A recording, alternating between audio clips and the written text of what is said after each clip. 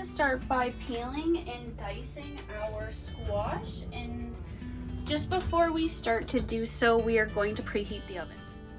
So I'm going to bake 350, have that because we are going to roast our squash before we start peeling.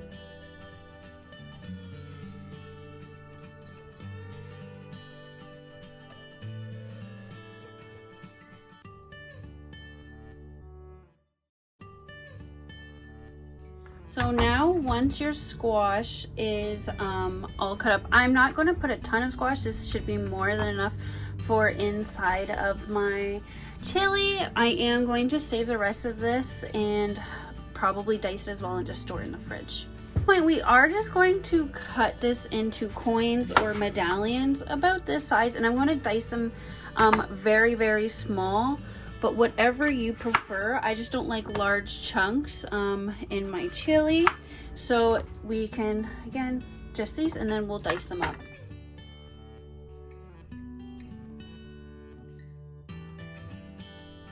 What we can do is just get our pan that our squash is going to be in and give it a good oil. So then we don't gotta worry about it sticking.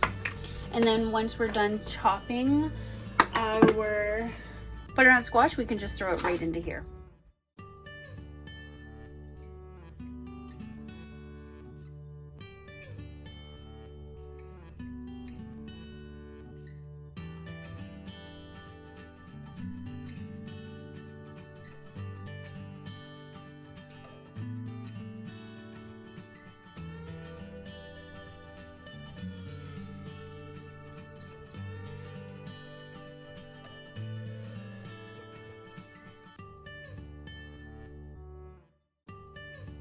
So we're just going to season this now.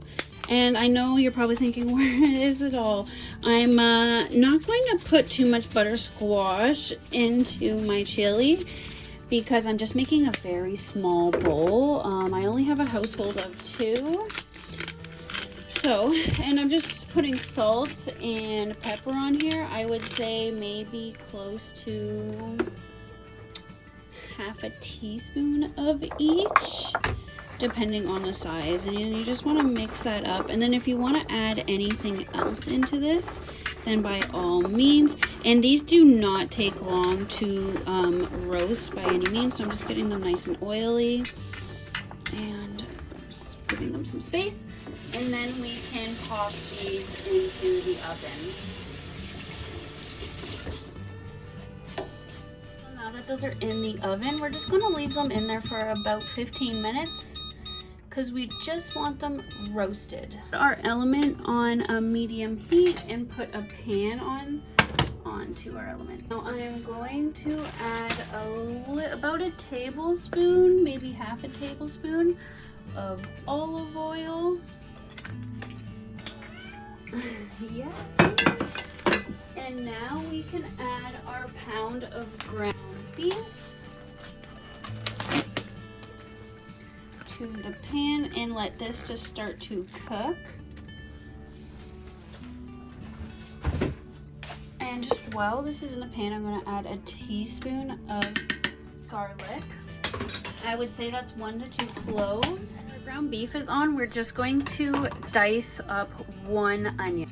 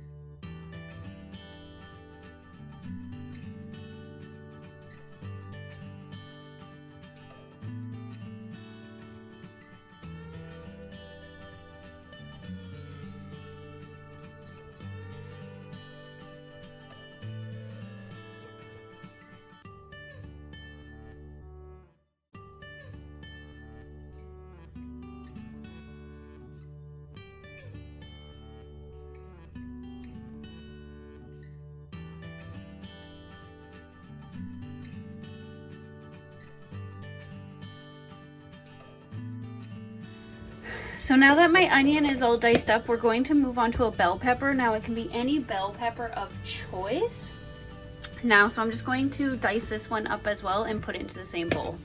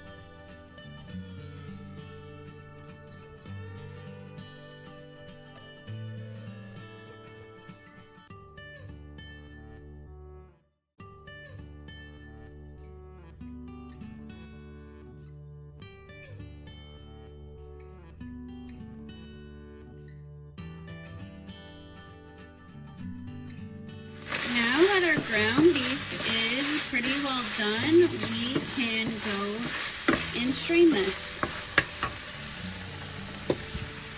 So let's check. Our timer just went off for our butternut squash. Here it is. Now it's not as cooked as I would like it to be, so what we're going to do is we're just going to put it in for another 7 minutes, I would say. So let's put our timer on. Perfect. So now in a large pot, we're going to put the temperature on very low, and we are going to put our meat, our ground beef or ground whatever you decided to use after it's been drained, into the pot.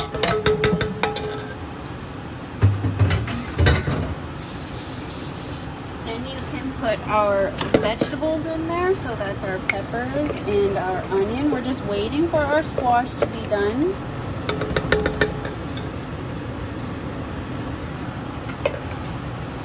We'll be adding 1 can of diced tomatoes, 1 can of kidney beans, or whatever your preferred beans are. We're going to give this a little bit of a mix. Now again, and you can put any vegetables that you desire into the pot. This is just what I know my family will enjoy.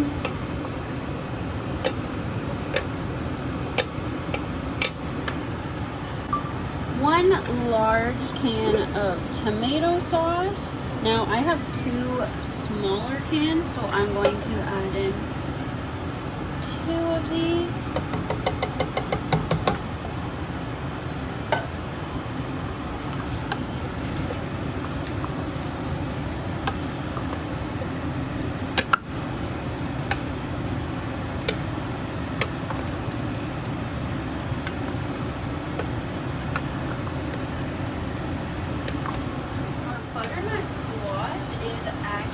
Done at the perfect time. It's nice and roasted, so we're going to add in our squash.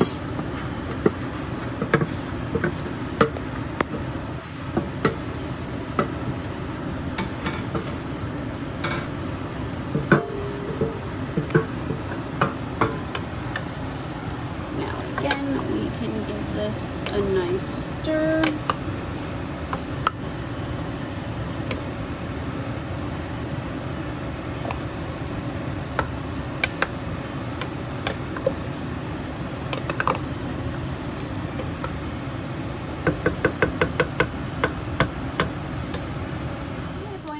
add in our seasonings. So I'm going to start with 1 tablespoon of chili powder. I usually, when I'm making chili, I do measure, by eye. So you can put in as much or as little as you would like. I'm going to add a little bit of garlic powder. Then we're going to do 1 teaspoon of cumin.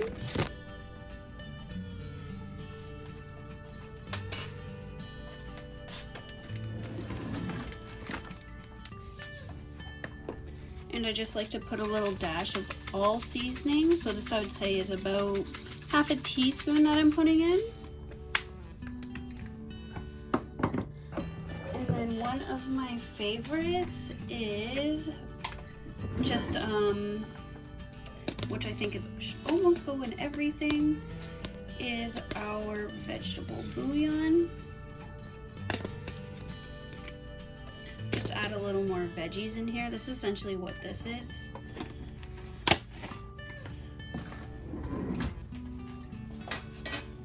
Now, I'm just going to put 1 cup of beef bouillon inside. Alrighty. So again, I'm just going to give this a good stir around.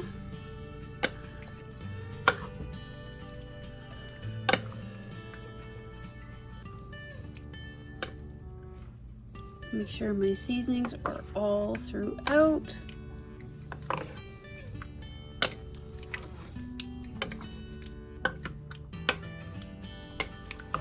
So the last thing we are going to add is a can of tomato paste. Now you can do 3 tablespoons or the whole can. I just like to use the whole can because I don't want it to go to waste. So we will just add this in, which this is pretty well close to 3 tablespoons. So we will give this a good mix.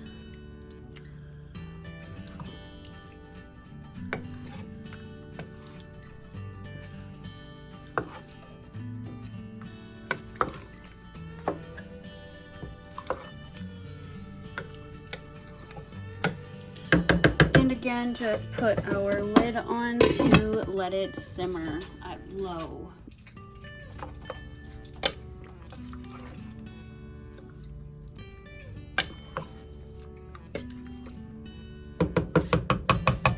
So now, just at this point, we're going to put a lid on the pot and let it simmer for